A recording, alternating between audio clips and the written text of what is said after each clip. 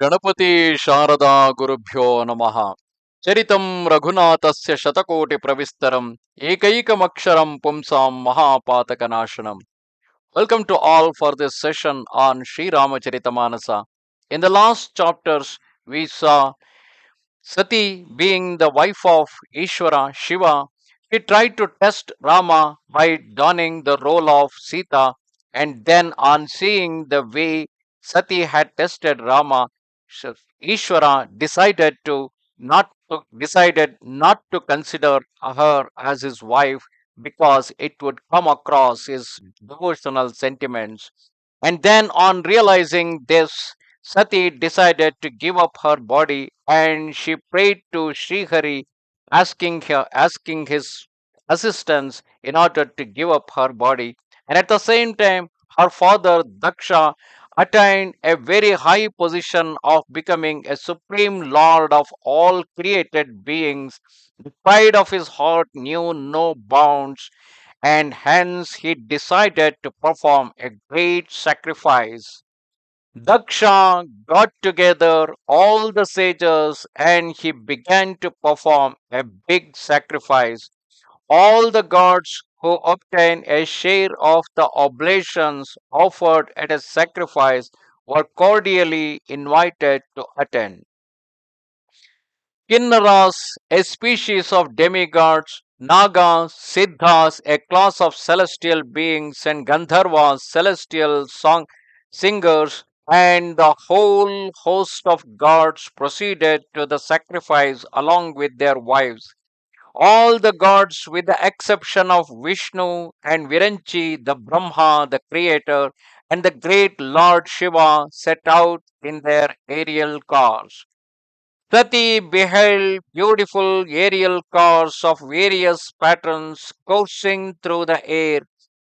Celestial damsels were singing melodious strains which intruded upon the ears of ascetics and broke their meditation. When Sati inquired about the stir in the air, Shiva explained the whole thing.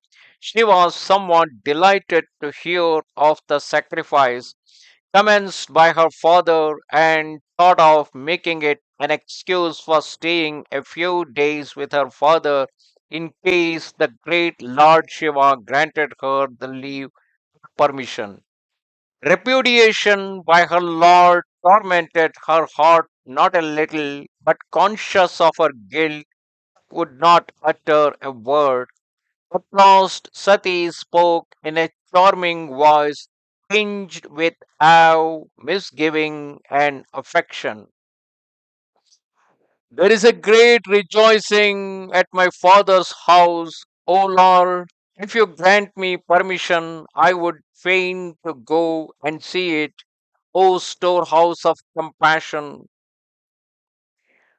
Lord Shiva replied, your suggestion is good and has commended itself to me as well. But the anomaly is that your father has sent no invitation to us. Daksha has invited all his other daughters, but because of the grudge he bears to us, you two have been ignored. In the court of Brahma, he once took offense at my behavior. That is why he insults us even now. If you go there uninvited, Bhavani, all decorum, affection, and honor will be cast to the winds. It is no doubt true one should call on one's friend, master, father, or teacher without waiting for a formal invitation. Yet where someone nurses a grudge against you, you reap no good by going there. Shambhu expostulated with Sati in no so many ways, but as fate had willed it, wisdom would not dawn on her.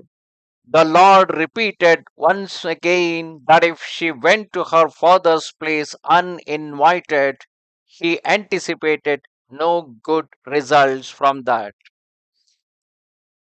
Having reasoned with her in ways more than one, when Hara at last perceived that the daughter of Daksha was not going to stay, The slayer of Tripura detailed a few of his principal attendants as her escort and sent her away. When Bhavani, etymologically the consort of Bhava, an epithet of Shiva, reached her father's house, no one greeted her for fear of incurring Daksha's displeasure.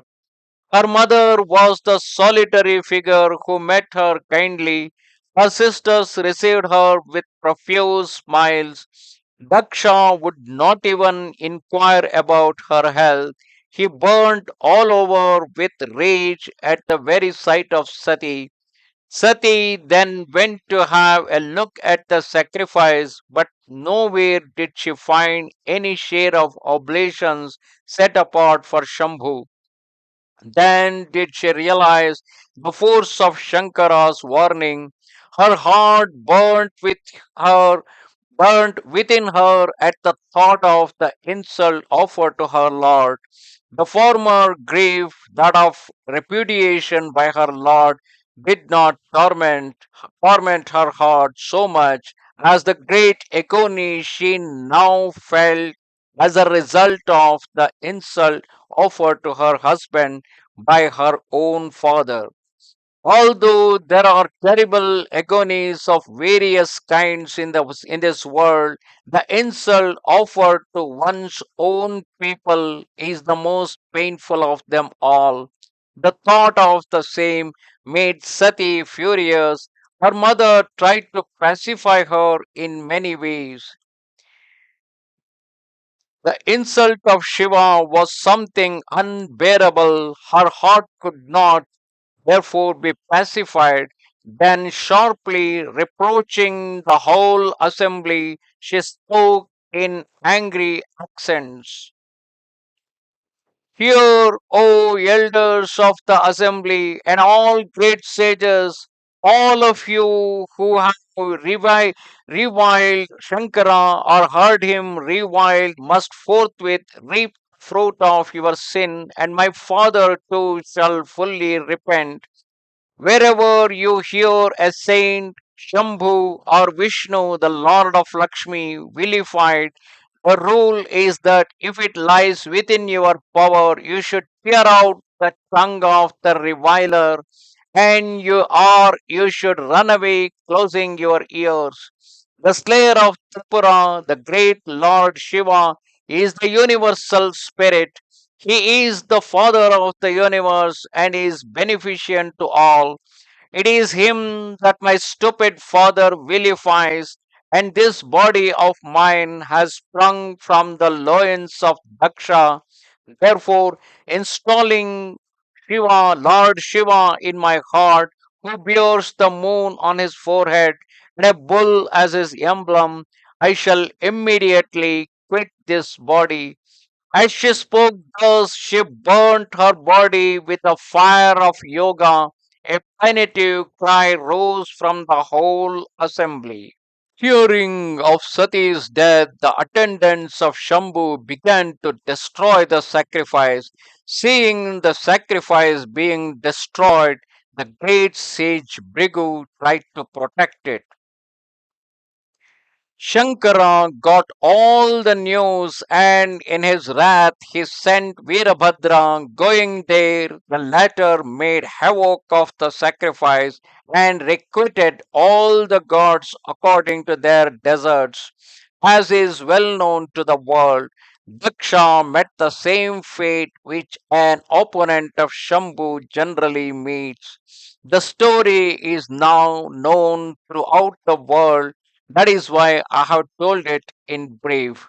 Thus, Sati finally, as she decided, she found a right opportunity during the Yagna of her father, where Shiva is being humiliated, and considering that as a reason, she gave up her body in the fire of the yoga. Namaste Sharada Devi, Kashmira Puravasini, Twamaham Prarthaye Nityam, Vidya Danancha Dehime. Goodbye. Shri Ramchandra कृपाल भज मन हरण भवभयदारुणं श्रीरामचन्द्र कृपाल भज मन हरण भवभयदारुणं श्रीराम श्रीराम श्रीराम श्रीराम श्रीराम